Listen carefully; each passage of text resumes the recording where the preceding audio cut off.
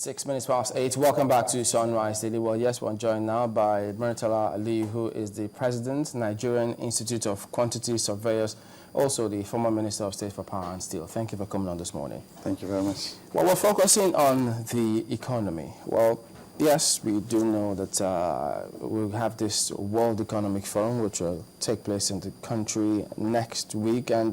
But for some, they think that rebasing exercise just gives us a perspective in terms of data, statistical analysis, in terms of how to position our economy. Well, yes, that rebasing did expose the economy in terms of the actual size, but then, having rebased it and seeing where we are at, what kind of steps do you think we should be taking next to take advantage of that exercise? Well, considering the size of the sector that concerns me, which is the construction sector, and also the real estate sector, I think the government will need to be deliberate about growing that. There's no economy that grows in a very sensible manner without engaging the construction sector. The sector, in capital formation, in labor, in manufacturing, and all these are sectors that, affected by the construction sector. That accounts for, I think, 8.1% of that GDP? The real estate accounts for 8.1. Okay. But construction accounts for 3.12. 3.12. Yes. So if you're going to combine construction and real estate, that would be about 11% of the GDP. But it has the capacity to do more. Actually, this is in spite of not getting the appropriate attention from government. With the correct attention, we should be doing more. South Africa has about 9% contribution from the construction sector alone. So if you have, for instance, 9% in Nigeria, or even 7%, as to us one time in the 80s, probably will have the contribution of those two sectors as huge, especially considering that whatever is the outcome of construction is something that stays for a long time as a capital. Okay, the rebasing, for instance, many people were wondering exactly what's this rebasing thing. Now, it's believed that it's a calculation of the economic activities within Nigeria for a period of time, yes, between the last time it was done and now. Yes. Now, we've had more construction or more development between that period and now. So why would anyone be afraid of this process, which is supposed to do us good? No, there's nothing wrong with the rebasing of the economy. That's something. Why are there some people expressing fears about the rebasing of the economy? You see, sometimes maybe it's probably political. People don't understand. There is not a moment thing. It's not the revaluation is not something that's done now or is affected by an action done now, but it's a accumulation of action. The last time it was rebased was in 1991, and it's not just rebasing. It's not a local thing. The World Bank, the IMF are involved in agreeing to what the figures are. So there's nothing to celebrate or to criticize about. It's a reality. But how you utilize it is actually what is fundamental. There's this example: if you say take a boxer to be a heavyweight, if you acquire and you don't win any medal, I mean that's not an advantage. So the rebasing becomes an issue. It becomes an advantage. If today we now utilize that to provide the appropriate environment for investors to be encouraged to come in, to also wake up other sectors of the economy to take advantage of that, improve infrastructure to attract activity in the other sectors and so on. So there's nothing to fear about. There's nothing to criticize. And as much as also there's nothing to celebrate as long as you don't take advantage of the rebasing. You say that the government has not been giving it the appropriate attention, the construction sector. Yes. But I do know that there's this housing policy that the federal government seems to be working on. Some states also have their housing policy where they won't allow you pay for the house in one fell swoop. It has to be on a gradual basis, and there are classifications of all of those. What kind of attention are you talking about here?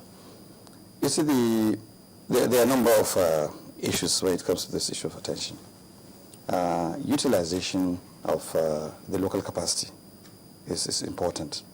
A number of participants or players in the construction sector, especially huge infrastructure, foreign companies. As long as you don't strengthen the internal capacity, you don't take the full advantage of that. The second aspect is there is no deliberate policy to encourage, artisanal training.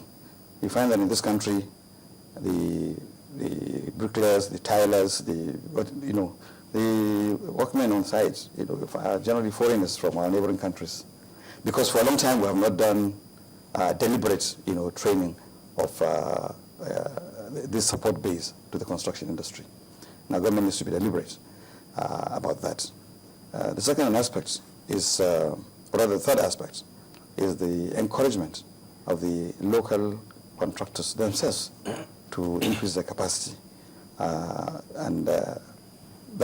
will be done, one, by patronage, second, by providing the appropriate framework and funding, for them to pick up. So these are the aspects that I'm talking about. So some things stick out like a sore thumb when you mention some of these construction, the technical colleges to train some of those artisans, and then for the financial sector, the encouragement, and then you have the, that's where the financial sector comes in, yes. The loans. Yes.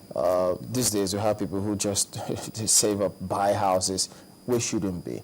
But do you have the mortgage finances living up to its billing? The mortgage institutions are weak structurally. Of course, there is the mortgage bank, there's the mortgage refinancing company, and so on.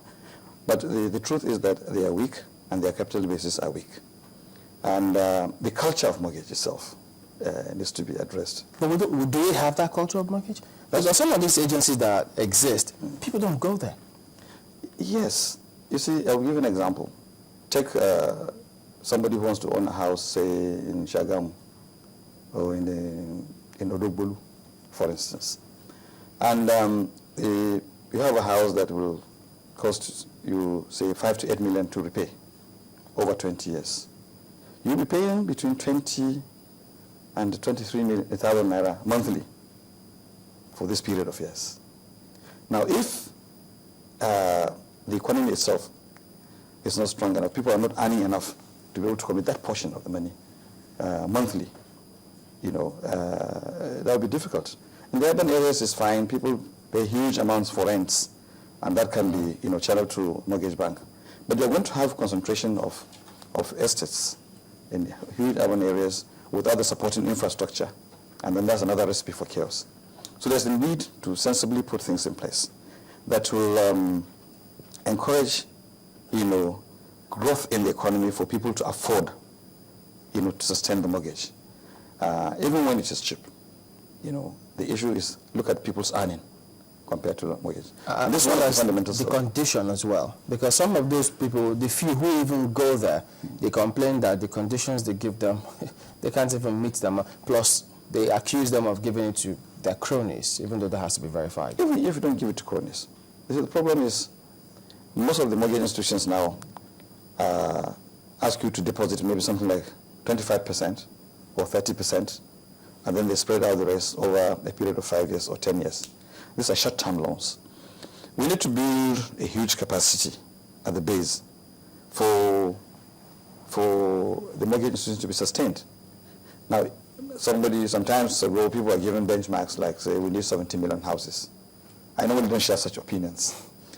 We don't need 70 million houses. We need houses in Nigeria. We need to encourage people to own houses, either by providing through this structured form, or by encouraging them to build on their own, like we're doing now. Even if you have government intervening at just 10%, which is 1.7 million houses, and even that spread in 10 years, what you're going to have is you're going to commit something like between 565 billion annually, just from government, into the construction. Now, unless you have huge reservoir of funds that will be deployed to that would be difficult. But I'm talking about 10% intervention. So I think what we need is, first of all, to strengthen the mortgage institutions, and also keep growing the economy. Let's take advantage of this rebasing of the GDP. At least we now understand ourselves. We appreciate the kind of weight we have. Let's engage, the energy appropriately and encourage the economy to grow, and then people can own houses.